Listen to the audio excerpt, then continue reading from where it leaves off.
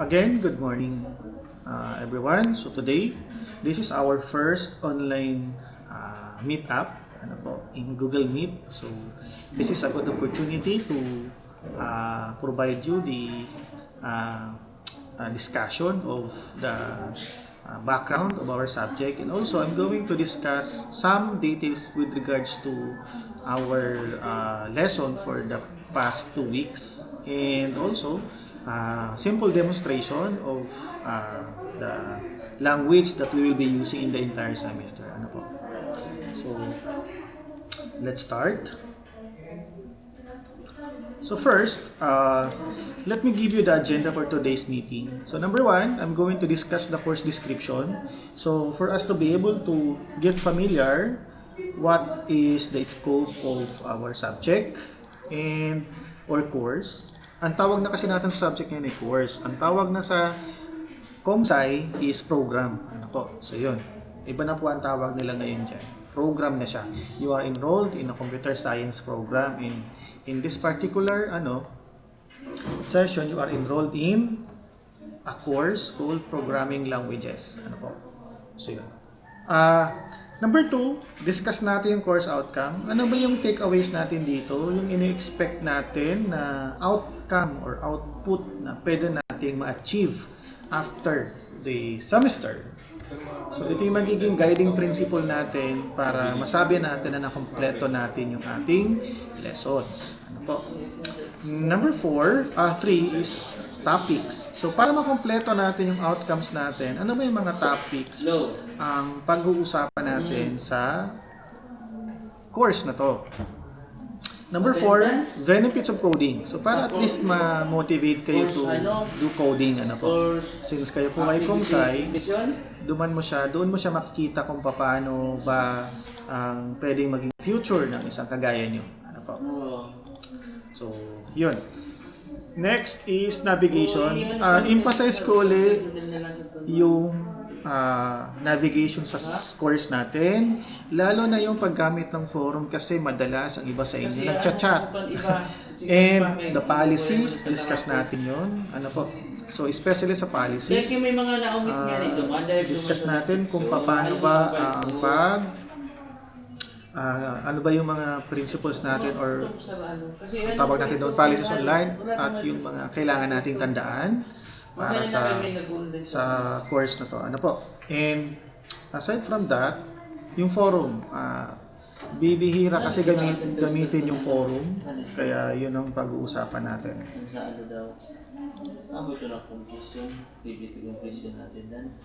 Okay, so next is pero pwede ba siguro gamitin ito as... Okay, so course description tayo. This course is intended for students who like to master essential programming skills. So that's part of our course. So the purpose of this discussion or the purpose of this course is to be able to become familiar of the concept of programming.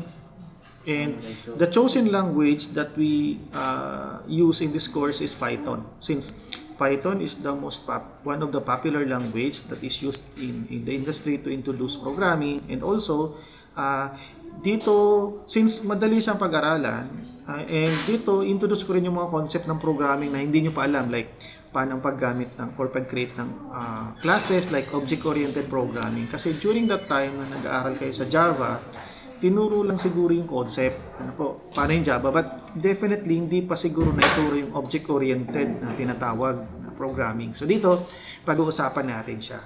Yung paggamit ng exception, so yun.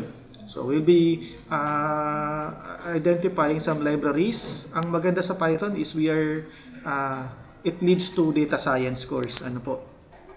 So it is an interpreted language with a rich programming environment, including a robust debugger and profiler. By the way, if you are familiar with IoT, yung Internet of Things, yung paggamit ng mga Arduino, ganyan, you can use Python to program those type of devices. So while it is easy for a student to learn, it is widely used in many scientific areas for data exploration, like data science and etc. We'll be covering several topics such as data types, control flow, and object-oriented programming.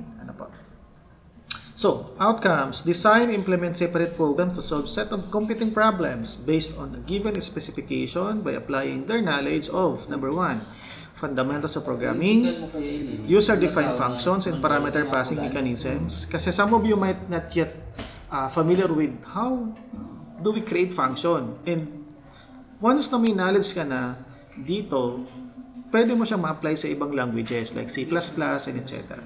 Recursive function, intermediate data structure like arrays, matrices, records, and lists, and files. Ano po, yung paggamit ng files. Ano po. Pwede rin tayo magtakal dito ng mga lists. Ano po, yung list kasi is a different, it has a difference between matrix and linked list. Kasi ito, linked list is more on C++ siya. So siguro yun ang gagamitin natin instead of linked list. Ano po. Apply appropriate coding standard with proper documentation in order to come up with a readable, understandable, and maintainable program code. Select apply appropriate debugging and testing techniques to ensure the correctness of the program in compliance to given specification to solve computing problem. So, yun ang ina-expect natin dito sa subject na to. Ano po? So, yun.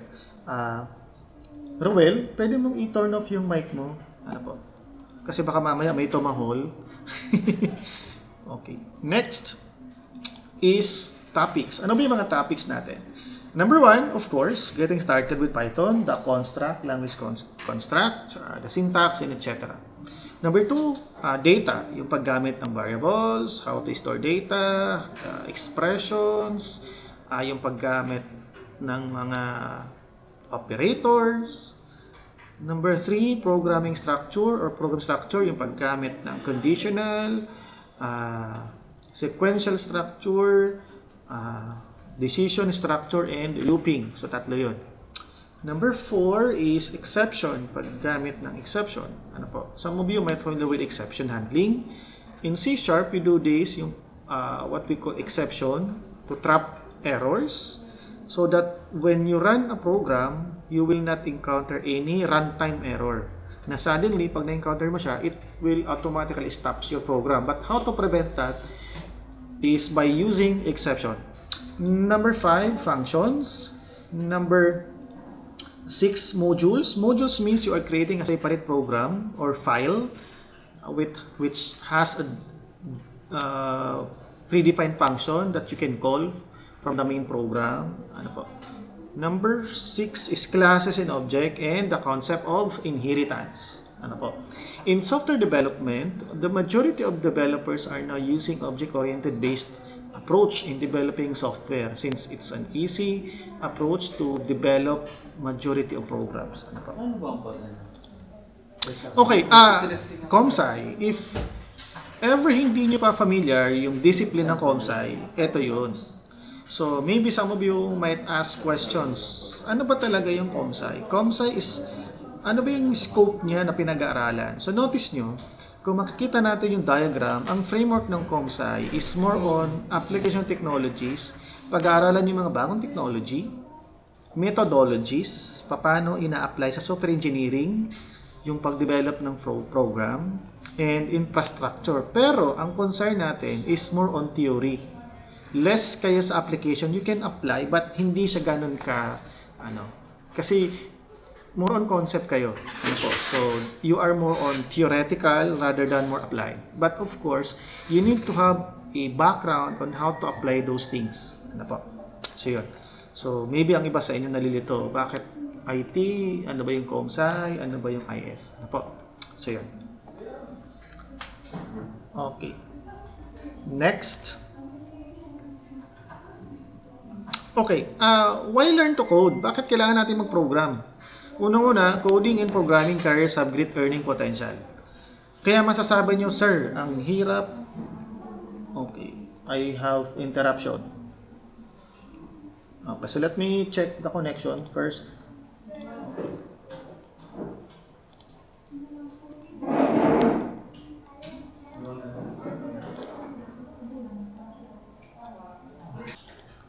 Okay, so let us continue. So now, why do we need to learn coding? Bakit maganda yung pagiging ComSci? Bakit maganda yung pagiging IT or nasa ICT ka? So, unang-una, maganda yung earning potential. Mataas kasing salary niya. Why? Kasi mahirap yung ginagawa natin. Hindi madali ang paggawa ng isang program sa industry. That's why. Kaya as much as possible, I want you to learn how to develop systems. I want you to learn the concept of programming. Why? Because it's a high-paying job in the industry. Kokonti lang marunong gumawa nito, kaya mataas ang sweldo nila. Ano po? And in return, siyempre, mahirap din siyang pag-aralan. That's why you need to have motivation and persistence to learn it. Ano po?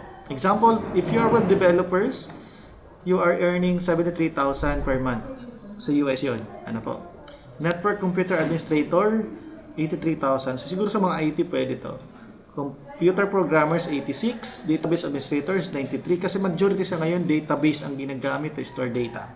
Software Developers is 107. Kayo yun, mga software developers or future software engineer. Okay, kaya hindi nyo masasabi talaga na, kaya pala mahirap siya dahil pinapahirapan kami ng teacher. No. Masasabi nyo mahirap siya kasi pagdating ng panahon, mataas yung magiging salary potential ninyo. Pag ito yung naging track talaga ninyo. Ano po? If you are in an ICT world, ano po? So, talagang mataas. Kasi ang demand sa IT, sa COMSA, sa IS, or sa ICT is napakataas. Majority sa establishment or sa industry ngayon, shifting from manual to computerized. Hindi ibig sabihin ICT programming. ICT means a utilization of technology. So, kahit hindi ka programmer, basta gumagamit ang computer, pwede ka. Ano po? Number 2, demand remains strong for coding-related jobs. Marami ngayon nag-engage sa programming kasi kahit ang paggawa ng app, hindi siya IT or ICT in college, but their job is to developing programs. Pinupush nila because napakalaki ng demand sa industry.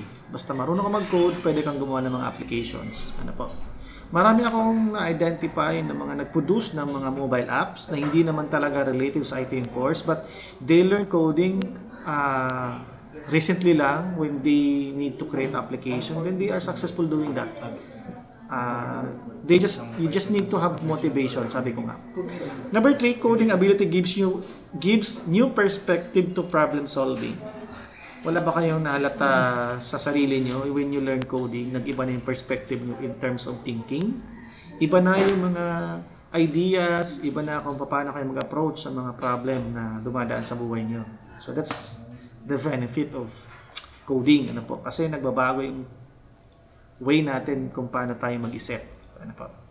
Next, learning to code offers career flexibility. So marami tayong pwedeng gawin in different languages. Maybe today nagtuturo ako ng Python, but in the future learning other languages also.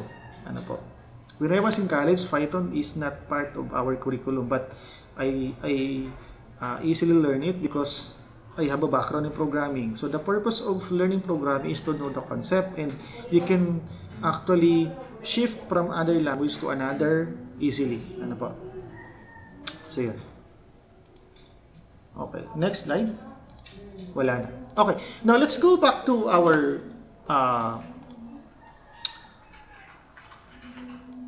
class.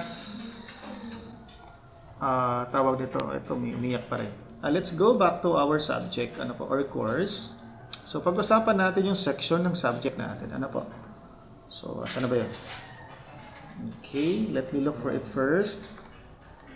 By the way, do you have any questions with regards to the discussion? May tanong po. Is there anything that bothers you or anything that I would like to discuss na gusto niyong pag-usapan? Wala pa naman.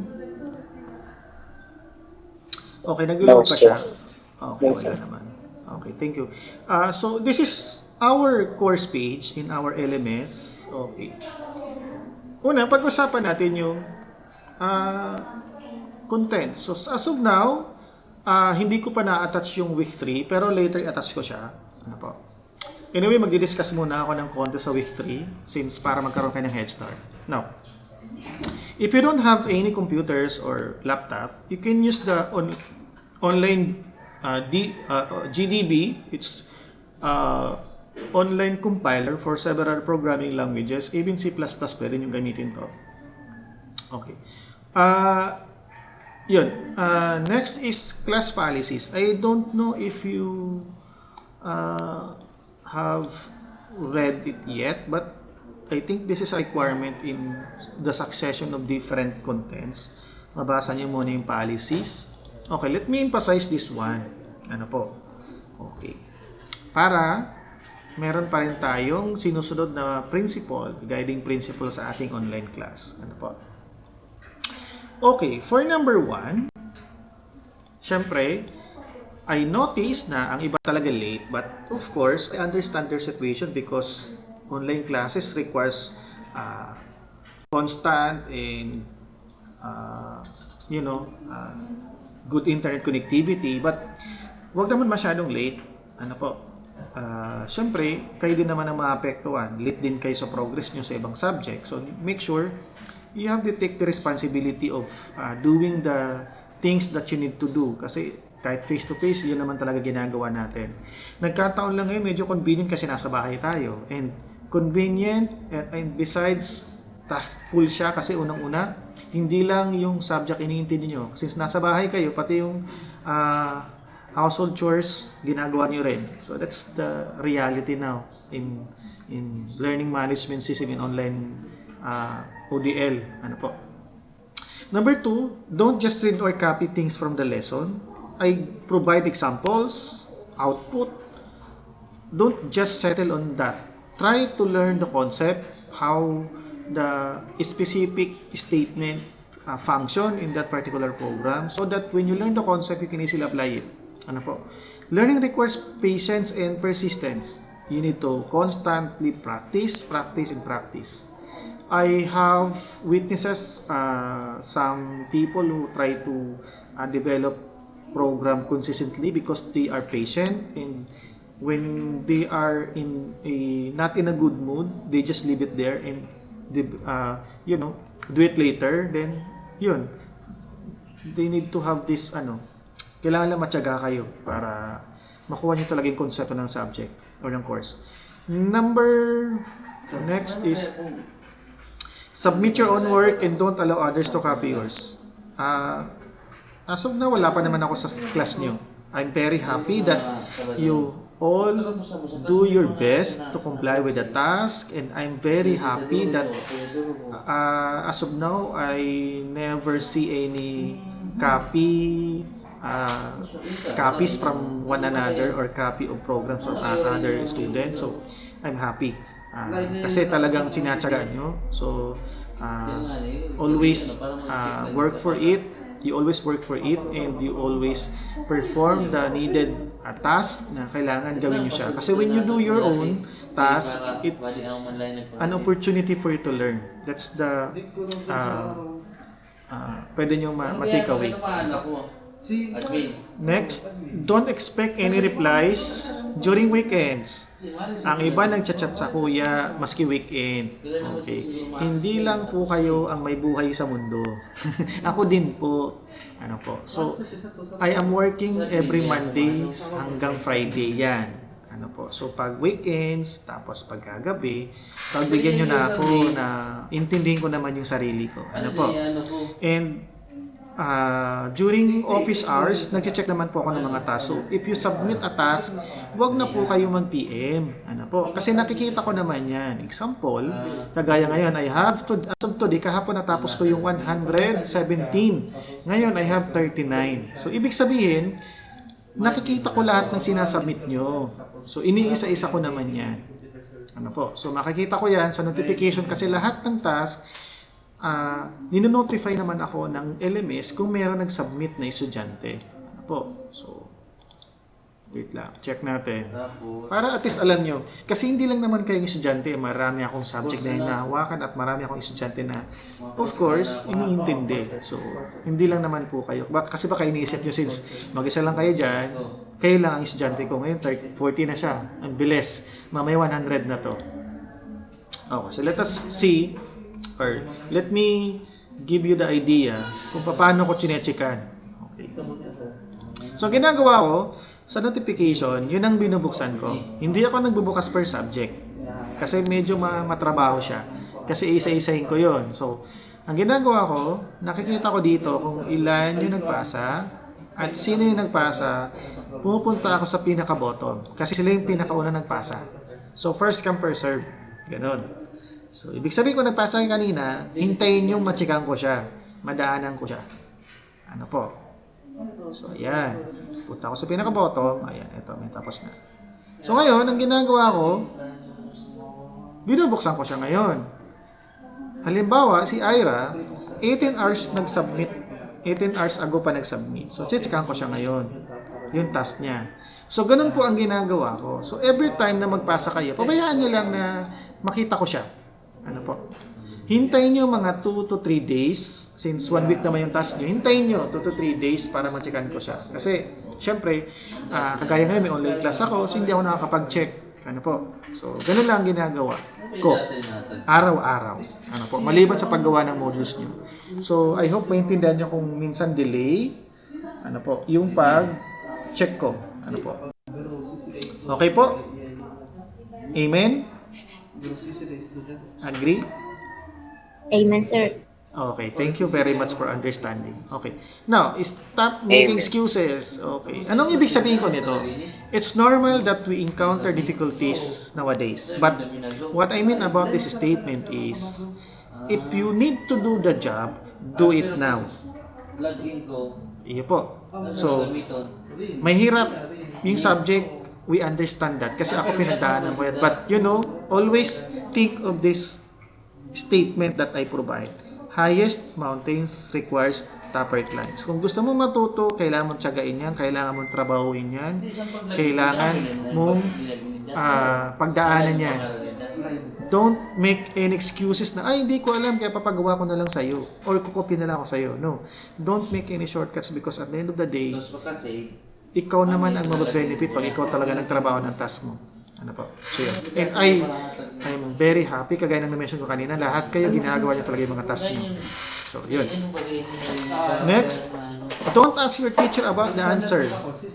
Look for them instead. What I mean about this is, if there are 1 plus 1 problem, huwag kayo mag-expect na sasagutin ko siya ng 2, tapos wala na kayo gagawin.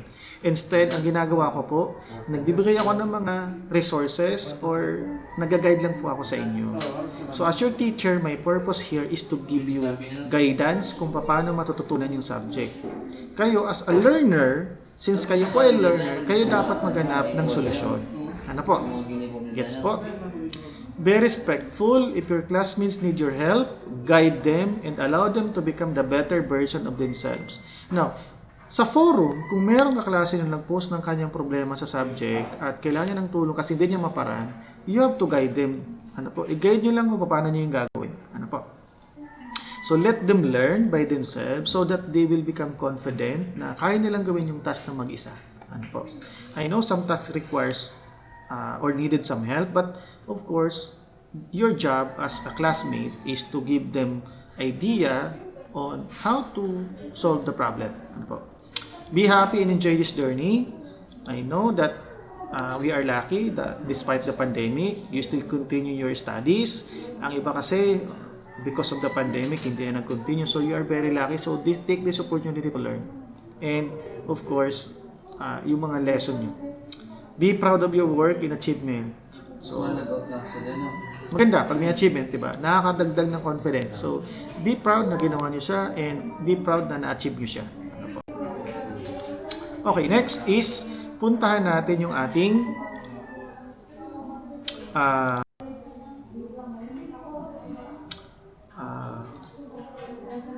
task. For example, parang i-check ko ng task, make sure when you submit a task, kasi marami akong na-witness dati, huwag niyong kalimutan na i-click yung sharing. Ano po? Kasi parang i-check ako, pinupuntahan ko siya. Halimbawa, ito, meron akong 4 na check dito sa subject na to. So, halimbawa, itong task na to, kanino kaya to? Okay, for example, kay Balesa. So, make sure when you submit a link, make sure nakashare siya. Kasi minsan, ang iba nakakalimutan na tingnan yung restricted, kasi nakalagay restricted. So, make sure anyone with the link, basahin nilang instruction ko at syempre, ma-access ko yung mga submission nyo. At yun, mag-grade ko na. So, and do not forget to attach screenshot. It must be clear, huwag masyadong maliit yung screenshot. Okay? Kagaya nito. So, what will happen now, masasayang yung effort niya kasi hindi ko makita yung file niya. So, huwag nyo na din i-download yung document. Ano po? Kasi ito, kagaya nito. Ang ginawa niya sa file, dinownload niya as Word document, tapos niresubmit niya. No need na po. All you have to do is to make a copy. Automatic, magkakaroon kayo ng copy sa Google Drive nyo at yun ang ipasa niyo sa akin. Link na lang. Ano po? Para hindi na kayo mag-effort, mag-download at mag-upload. Ano po? So, yun. Okay? Now, let's go back to our course. Okay. Isa sa mga importanteng section ng course natin is yung forum. Okay. Kung may problema kayo sa subject, huwag na kayo mag-chat. Dito na lang kayo sa forum mag-post para lahat tayo may collaboration kung paano ma-overcome yung difficulties nyo. So, ang gagawin nyo lang, hanapin nyo yung blue button na add new topic, then describe nyo. Parang kagaya ng ginagawa ng mga developers sa Stack Overflow, nagpo-post ng problem at yung mga expert, kayo, yung mga kaklase nyo, kayo yung nagbibigay ng solusyon sa kaako. So, for example, add new topic. So, describe nyo yung problema. I cannot compile my code. Something like that. So, nung nag-cite ka ng problem mo, i-describe mo bakit hindi ka makapag-compile. I-attach mo yung source code mo. Pwede man screenshot, ilagay mo. Para mabigyan ka namin ng solusyon. Describe your problem here. Ganon. So, once na nag-post ka, automatic, magkikreate siya ng section sa forum. Okay. Ngayon, as a student, you need to be subscribe ka. Para ma-notify kayo, dapat nakasubscribe kayo rito sa forum. For example, kagaya nito, dapat naka-subscribe kayo. Ako kasi nakasubscribe ako. So, eventually, pag meron nag-post dito na kaklase nyo, manonotify ako na merong nag-post sa forum. So, definitely, kung online ako, pwede kong sagutan yan. So, ganito. Ganyan ang lalabas sa forum. I cannot compile my code. Kung ikaw yung kaklase nito, ang gagawin mo, bubuksan mo siya ngayon, syempre. Ngayon, pwede kang mag-reply. Ano po? Magre-reply ka ngayon. Ano yung mga possible na solution para matulungan natin siya? So, magre-reply ka ngayon. Okay. So, ngayon, ito lang gagawin mo. So, make sure yung solusyon mo na.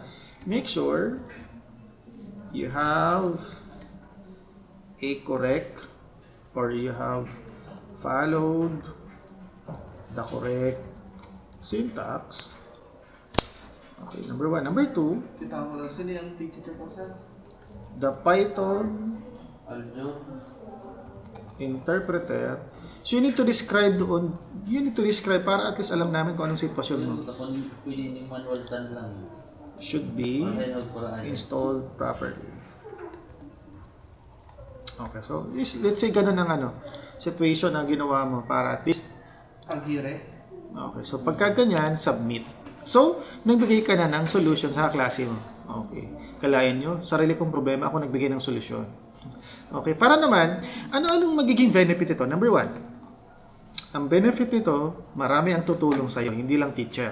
Pangalawa, since may tig-post ka dito, pwedeng balikan niya ng kaklase mo in case na may same kayo na problem. At least dito, pag nabasa mo yung solusyon namin, alam mo na kung anong gagawin. Hindi ka na magkakaroon ng duplication na magtatanong pa. Kasi dito, makikita mo na magkakaroon ka na ng reference kung ano mga pwedeng solusyon doon sa problem mo. Kasi existing na siya dito sa topic natin. Ano po? So, ganun ang benefit ng forum. So, I hope magamit natin siya sa klase natin. Ano po? Okay, so yun. Okay po ba? Malinaw po ba? Okay, so ngayon, since marami sa inyo ang... Yes, sir. Okay, thank you very much. Since marami sa inyo ang nakapag-try na ng Python, okay. So, when you create a Python program in online, madali siyang gamitin kasi nga, unang-una, isang file lang. But, ang problema sa kanya, disadvantage niya is kailangan constantly online ka. Ano po? Now, ito yung ginagamit natin na IDE. This is what you call Python, PyCharm. Okay, so, PyCharm, this is intended for Python interpreter. Ano po? So, ito siya. So, when you create a project, for example, ang una nyo gagawin, create kayo ng project. Ibig sabihin ng project, para na yun sa buong course natin. Okay? So, i-compile na lang lahat ng program nyo sa isang project para hindi siya confusing. Ano po? So, when you create a project in PyCharm, you just name your project and yun na yun. Ano po? So, for example, sa setup niya, yung location, make sure ng location nyo, desktop para madaling hanapin, and make sure may proper naming convention. Okay, pangalawa, ito.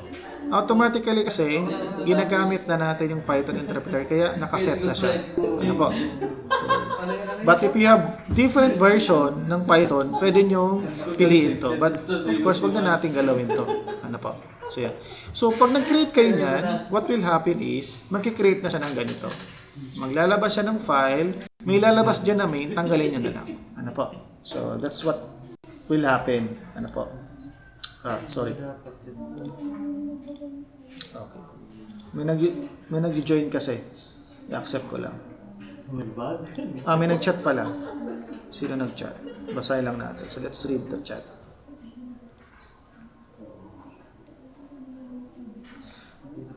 Padakuon. Okay. Thank you. Pwede siya. Try natin kung lalaki pa siya. Ang pinakalas, nabalik sa 1. Parang hindi na. Let me try.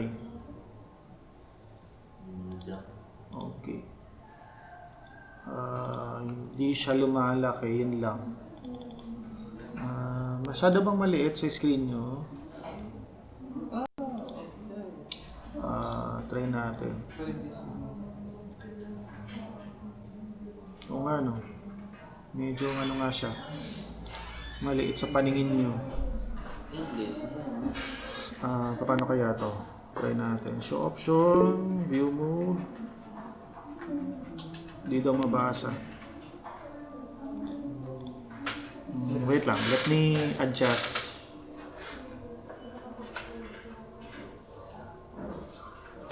Dating gawin. Next lesson.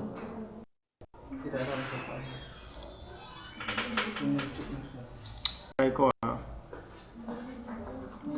editor, try natin i-edit. Okay, font, laki natin. Try natin kung malalakayan natin siya. Okay, Kita ako na pwede mo nang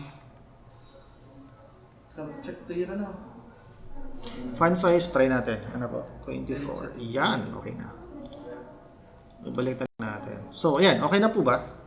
Okay na ba? Okay na? I-refresh mo sir. Ito rin na Okay na ba? Opo, sir.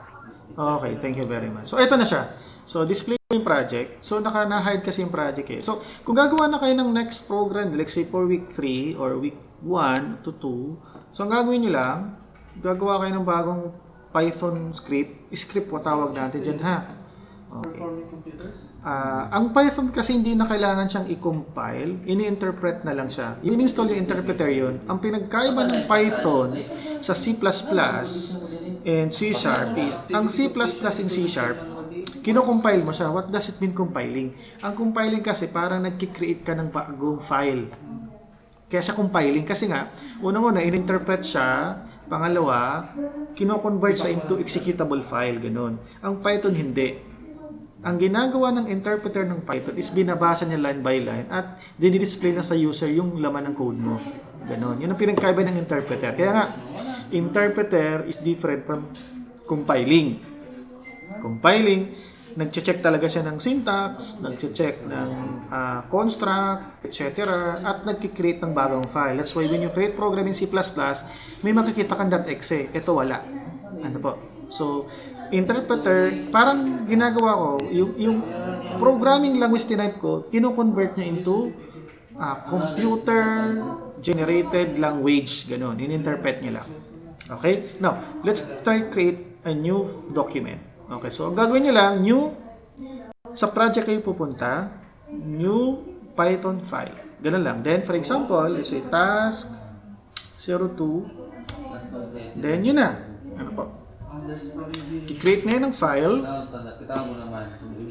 Sa online, madali siya gawin kasi nga, may file na doon na dedicated. Ano po? Okay, nandiyan na siya. Okay. Ako kasi nakasync ako sa code versioning kaya nagana ko. Ginaget ko siya. Ano po?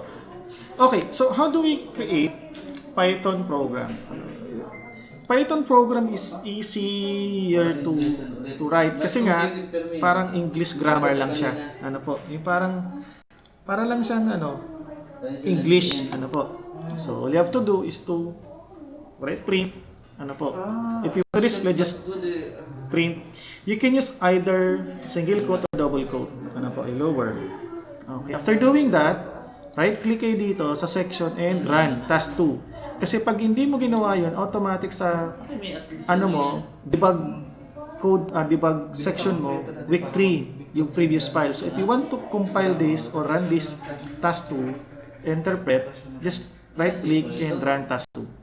So what will happen is, if you try to run them, automatic makikita mo yung task dito. Nakapag successful ka na. Interpreted ka na. Nandiyan na siya. Ganun lang sa kadali. Ano po? So what this line means, print is a function, ano po, pre-written code siya that performs an operation to display message or contents on your screen or your output. Ano po? So, tingnan natin kung anong itsura niya. Ano po? Puntahan natin siya, explore natin siya. Okay. So, explore ko siya. Hanapin natin yung project file mo. Okay. Since ang Python ay interpreted, ito na yung lalabas pag dinisplay mo siya sa folder. Ayan. Ang maganda rito, pag inopen mo siya, double click, parang na rin siyang executable. Parang ganito. Ayan. Okay, na-close lang siya kasi wala akong post. Ano po? So, wala lang mangyayari sa kanya. Interpreted na siya. Okay? Double click ulit natin. Okay, nag-display siya ng ilaw tapos nag-close. Ano po? So, ganun lang. Okay? Ngayon, okay. So, print function is small case. Ano po? Small case po siya. May mga konti lang akong notice dito. Ignore nyo lang kasi reformat file. Ito ata may something notice siya. New line, end of file, or something like that. So, susundan lang natin. Pero eventually, is a correct syntax na. Some suggestion lang na ginagawa ng IDE. Okay. If you want to use the print, always use small case. Hindi siya pwedeng capital letter kasi case sensitive siya. Ano po? So, notice small case with parentheses. Ano po? So, yun. And you can enclose your contents. It's either double quote or single quote. And automatic siya nag-change.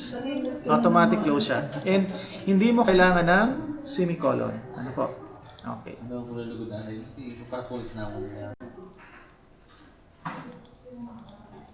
Okay, next is string. So, this is an example of a string. So, string means these are sequence of characters. So, it can be anything that you type in your keyboard. Let's say, hi,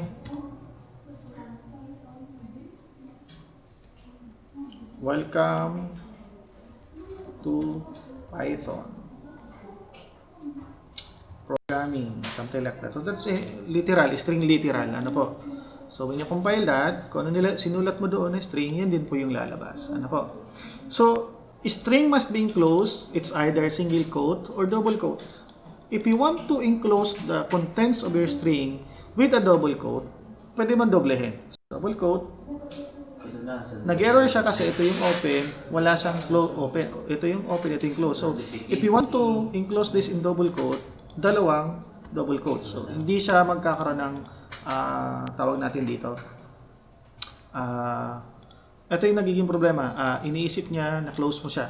So, ang gawin natin, ilagay natin to sa single quote, ito sa single quote, para makapag-enclose tayo ng double quote sa ating content. So, ganun siya.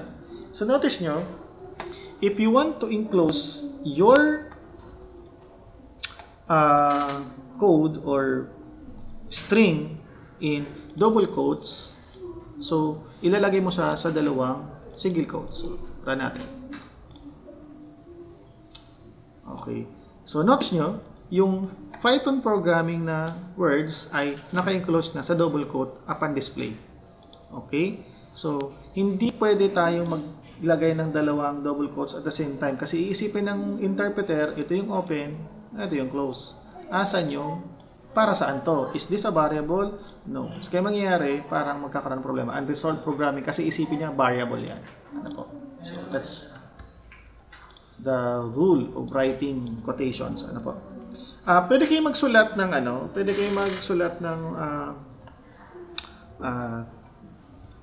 let's say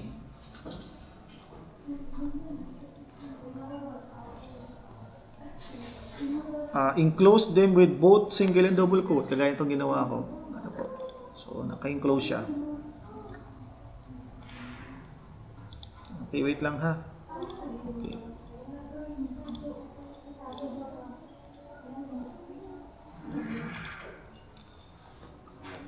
Okay, so another thing that you need to aware of is yung paggamit ng comments.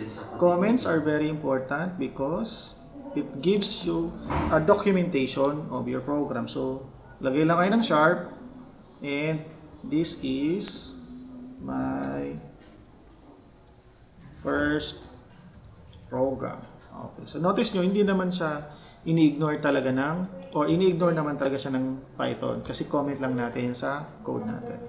Okay, that is all about comments. So, it's being ignored by Python, and the intention of writing comment, you need to practice it regularly. The intention of that is to allows other person to read your code kasi ni-explain mo kung anong purpose ng line. Alam na natin yan, di ba? So, you can add, let's say, hi. You can write comments right after your statement. Prints hi. Oops. Okay, prints hi. Okay, ganun. Ano po? Next is variable. So, variables are very familiar to you because you already know what variable is. It is it represents the value of your inputs or a result of any assignment statement. So, variable is used to access and manipulate data coming from your computer's memory. Ano po? So, yun. So, how do we create variable? The first thing you need to do is to write the variable name followed by value. So, the difference between interpreted language like Python and C++ is C++ you need to declare variable before using them. In Python, no need. All you have to do is to write the variable. Ano po? So, if you have a variable, let's say pi, then you need to add value to it. Something like that. Then that's the use of the variable. You can initialize to 0 or you just put 14.1692. Okay. Tama ba? Pi? Tama, yun ba yung pi? 3.14, sorry. 3.141692. 3. Okay, so that's the variable. Another name equals Jose.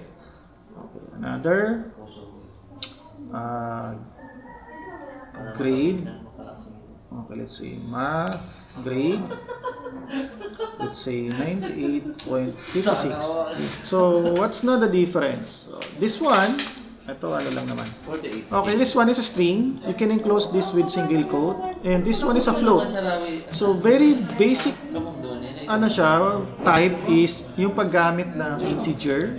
For example, let's say age, let's say 20. So, this is a float type variable, string, integer, and float. So, pag may mga decimal, float. Ano po? So, yun. So, very basic siya na data type. So, how do we display? So, print, Depende kay sir. name, ano po? Okay, let's say, display natin yung name with string. So, name, comma, something like that. So, means you are concatenating the contents of the variable name to a string name. Ano po? So, let's try. Then, run.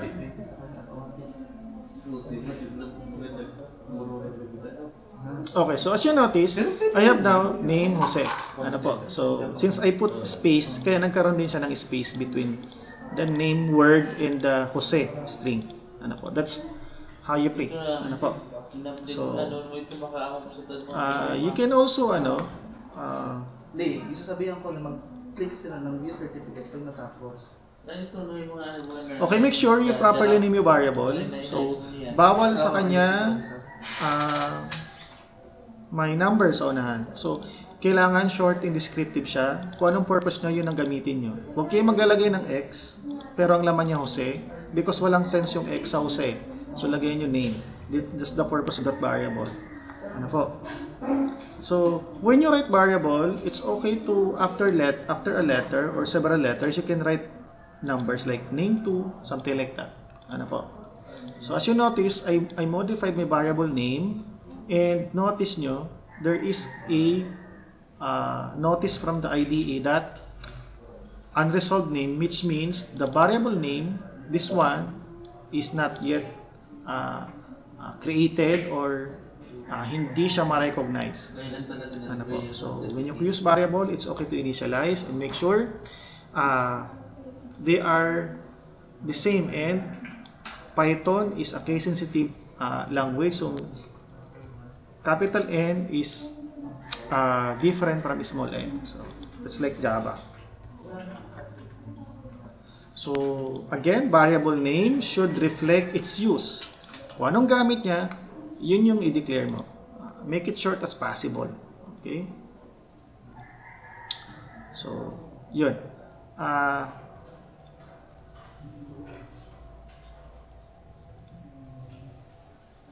And that's how you concatenate string and variable. Okay? Okay, malinaw po ba? How about, halimbawa, let's say, paano sulit kung ganito? Okay, what if you try to display the name? Okay, let's say, your math grade is, tapos hahaluan natin siya ng variable, math grade. Ayan. So, when you use print, automatic new line siya. Okay, example. By the way, ang Python para siyang pseudocode, ano? Yung mga ginagamit na keyword, para siyang nag-ano ka lang pseudocode. Okay. So, pwede tayong mag-add ng, let's say, lagay natin sa gitna. Okay, let's say, lagay natin sa gitna. Congrats. Something like that. Okay. In my module, may ilalagay ako ng mga additional information kung paano mag-concatenate ng mga numbers and strings. Ano po? Okay, ayan. So, notice nyo, minerge natin siya. So, first string, the variable, and another string. Ano po? So, yun. Okay? So, that's how you print or display contents of the variable, and also how do you display strings. Ano po? So, in Python, we only have actually 3 commonly used data type. We have float, integer, and string. Ano po? Yun lang commonly na ginagamit natin sa Python. So, lahat, yung float kasi, halos marami ka nang pwedeng mailagay sa kanya. So, no need na for double or single, something like that. Just float, integer, and string. Yeah. I'm going to introduce several data types later. Ano po? In the future, depende po sa topics natin sa ating subject. Ano po? So, yun. Any more question? question? Wala na po, sir. Okay, so Sir, nanay ito na Shodo pseudocode. Ang pseudocode kasi it's like a logic. 'Di ba meron tayong flowchart? Ang pseudocode is like a flowchart kasi in textual format. Ano po? Let me show you an example of pseudocode. Saan ba? Maghahanap ako. Wait lang. Maghahanap ako. Okay, hanapin ko lang Asan yung folder? Yung kasing ginagamit namin madalas pag gumagawa ng logic ng program. Okay, let me browse one of my resources. Okay, hanap tayo ng example. Kasi may ginawa akong lecture dati. May pseudocode siya. Okay, wait lang. Okay, so habang hinahanap ko siya, ito. Another thing that you need to remember is ano yung mga common syntax error. Halimbawa,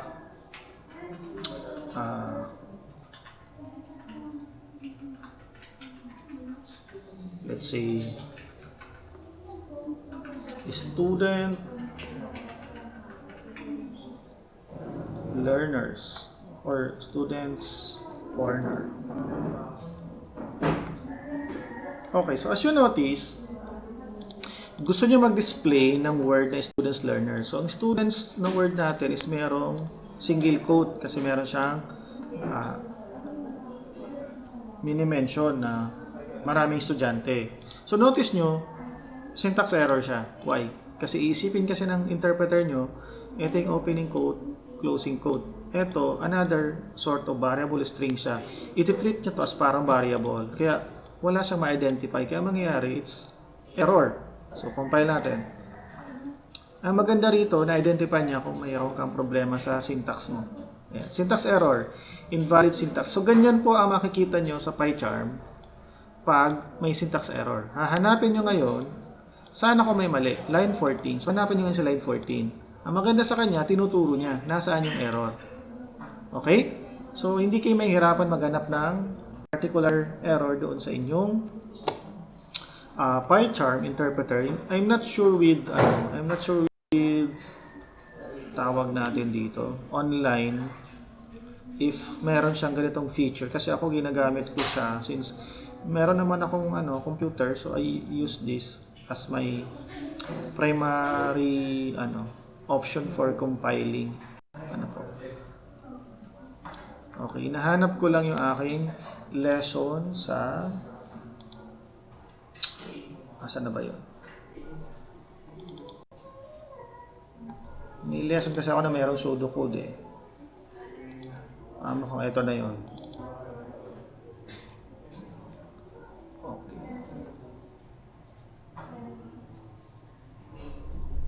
Another concern is for example, so may string ka string. Tanggalin na natin to. Ano pa ba? Let's say result. Sample lang hindi pa kasi ako nag-discuss ng operator. So age plus math rate. Okay. So tingnan natin. Then display natin siya or pwede naman natin gawin i-display siya. So print result. Something like that. So when you do that, notice nyo, meron siyang underline Okay, new line daw. Okay, wala naman. Okay na siya. So, compile. Okay, so notice nyo, so so wala siyang problema in terms of incompatibility, but we will have a different discussion kung paano siya ma-limit sa decimal point and so on. So, pwede natin siyang ma-identify. Another example is this. Halimbawa, we have num equals, let's say 10. Okay, halimbawa, you have string and number. and your intention is to add them both. So what will happen is, let's try. Okay, this is another type of error because ang magiging problema niya, not because of the operation, but because you cannot concatenate string. String kasi to and gusto mong pagsamahin kasi aside from using this one, single comma, you can concatenate two types of two variables together by adding plus. So since they are incompatible, kasi hindi mo pwedeng i-plus kasi isipin ng compiler mo or ng interpreter mo, this is numeric and i-add mo siya sa non-numeric. Error yun. Pwede kang mag-add pero dapat pareho sila lang type. Example, num10 math grade. Ngayon, si math grade ko na variable, ginawa ko na lang string. So, let's try.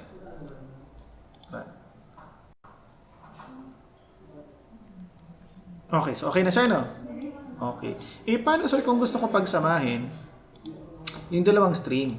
So, kailangan mo muna i-convert. I-convert siya sa string para mapagsama mo siya. Ano po? Ang mangyayari dito, parang mangyayari 1098.56. That is literal na pagsasamahin mo siya, concatenation. Okay, so wala ka ng error. So, nangyari, yung plus, ginamit natin to concatenate two strings together. Ano po? Pero kung parehas siya numeric, they will be added together. Magkakaroon siya ng result na sum. Ano po? Ngayon, ang mangyayari dito sa result, hindi na siya numeric. Magiging string na siya. Pero kung parehas ito number, they will become numeric, yung result. So, automatic, si Python nag-a-adjust siya. Since hindi mo siya dinideclare as a type, automatic siya nag-a-adjust kung ano magiging result ng operation. Ano po? So, yun. So, notice nyo, palitan natin ito ng age, tapos i-plus natin. So, automatic, this one is float. Since ang math grade mo ay merong decimal point and float siya, ang float ay mas mataas sa integer, so, kukunin niya yung responsibility na yung magiging result, magiging float na siya. Okay? So, that's the basic. Ano po? Ayan. So, nagkaroon siya ng addition. For your question doon sa kung ano yung pseudocode, hinahanap ko pa siya. Is there any clarifications? Clarification po.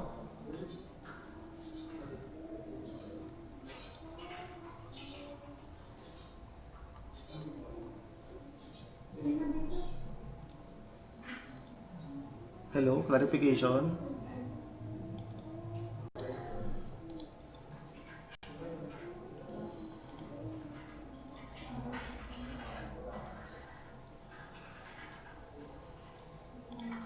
Nandiyan pa ba kayo? Okay na daw. Okay naman. Okay. Chat pa pala to ng nakaraan. Okay. So, question pa po? Meron pa kayong tanong? Wala na po, sir.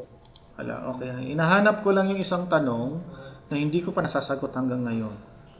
Okay, wait lang ha. Okay, meron akong lesson dito kasi na ginamit ko siya dati. Okay.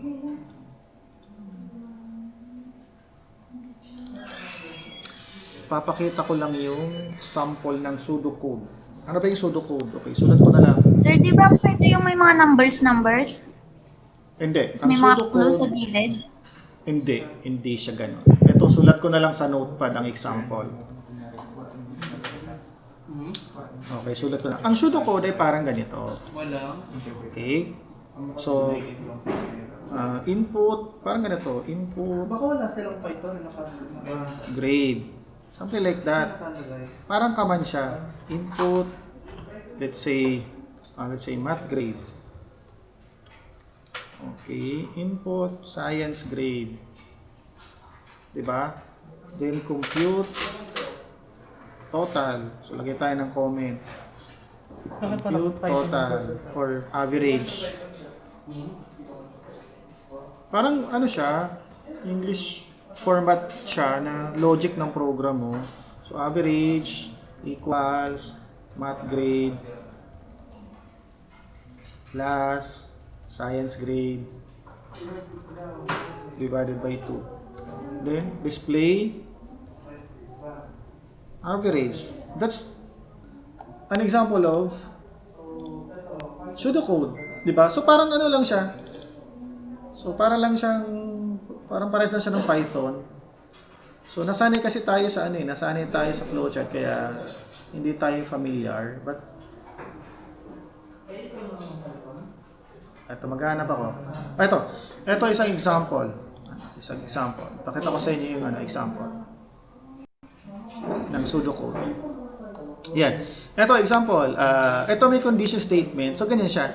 So, notice nyo, para lang siyang English grammar. If condition is true, then step J. While condition is true. That's, pseudocode. Pseudocode yan. So, instead of writing or creating a diagram like flowchart, you write your statements or logic in a manner na para siyang sentence. Okay na? Malinaw na po? Yes po. Okay, so yun. So, hintayin nyo lang yung module ko for our course at i-upload ko sa later. Sa kayong task niya. So, hopefully, anyway, madali lang naman to gawin. Kasi unang-una may background na kayo sa programming. Importante, makuha natin yung basic concept ng Python para pagdating natin sa mga complicated task, magawa natin siya at maintindihan natin kung paano gagawin yan. Ano po? Okay po? May tanong pa po? May tanong pa po? Sir. Wala na po, sir. Wala na. Okay. So ngayon, i-attach ko yung online attendance natin. After you sign the attendance, pwede na kayong mag-log off sa ating online meeting. Okay. Ko lang po, buksan ko lang yung attendance. Wait lang. I-paste ko lang. So after, siguro, later, i-close ko yung pagkuha ng response. Ito. So ngayon, ipopost ko na po sa ating chat box yung ating attendance. Okay. Ayan. So, wag mo nang mag-aalis, kasi mag-screenshot pa ako. Pwede yung pa-activate ng video nyo dyan. Mag-screen capture lang ako. For documentation, i-upload ko din siya doon sa ating page. Okay, pwede yung pa ng video nyo. Pwede ba? Video, hindi audio. Baka pwede. Wala eh. O, sige na nga kung ayaw. Ayos ka na, Ramel. Okay. Yung attendance nasa chat box, okay na, nag-capture na ako. Okay lang, kahit walang video, okay lang din. Okay. Yung natin nasa chat box, yung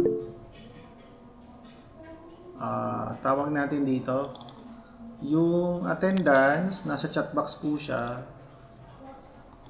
Paki-accomplish na lang po and then pwede na kayo mag-log out or mag-log off sa Google Meet. Po.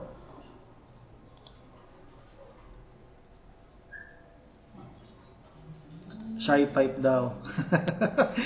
Okay lang. Nakapag-capture na po ako ng screenshot, so no need na po to Okay, naalo. Mga magayon mga mo sa kapogi, okay lang.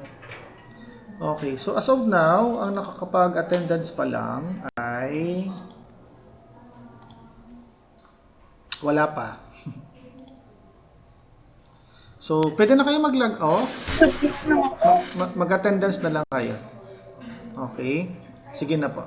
Thank you very much for your time and your effort to attend. So, keep safe and good luck sa mga susunod na mga activities. So, thank you for attending.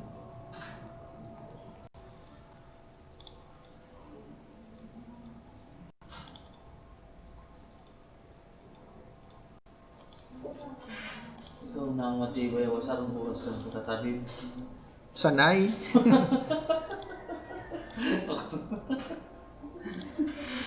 Praktisalo na. Sir, ang Jamboard. Ano yung Jamboard? Sige, tingnan ko kung may mga... ito, Jamboard. Okay, nakaka-miss kayo guys. Okay, sige. Ako nami-miss ko din kayo kasi nami-miss ko yung mangbuli ng estudyante. Diba, joke lang. So anyway, Ako ini-screenshot ko din yung board para ma-attach ko doon sa ano. Ipopost ko to mamaya sa tech support group. Okay, sige na po. Log off na kayo kung nakapag-attendance na. Kasi di ako aalis hanggat walang umaalis. Gusto ako na lang matira. Kasi baka mamaya may question pa yung iba.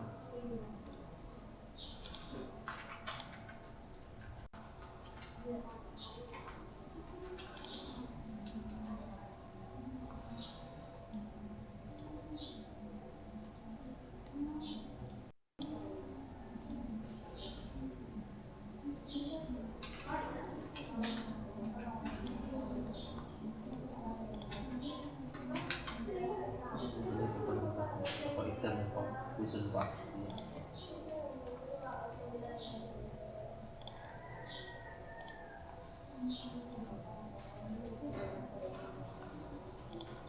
schedule ito para next week.